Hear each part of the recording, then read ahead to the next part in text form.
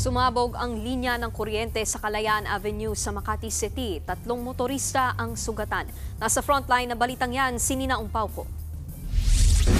Nabulabog ang ilang residente sa Makati City nang biglang sumabog ang isang linya ng kuryente sa bahaging ito ng Kalayaan Avenue kagabi.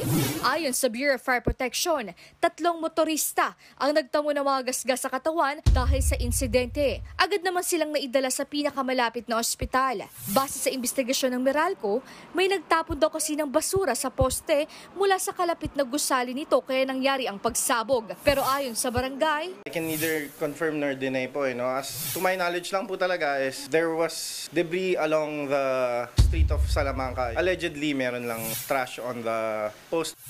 matapos ang pagsabog, nakita ang ilang basura sa kalsada na maaari umano na punta sa isang high-tension wire. Yan daw ang posibleng naging dahilan ng pagkislap at pagsabog nito. Ilang establishmento at bahay tuloy ang pansamantalang nawalan ng kuryente. Nag-surge yung kuryente until other parts of population since malakas po yung sparks. It was strong enough na naapektuhan po talaga yung ibang areas, hindi lang yung mismong area ng incident.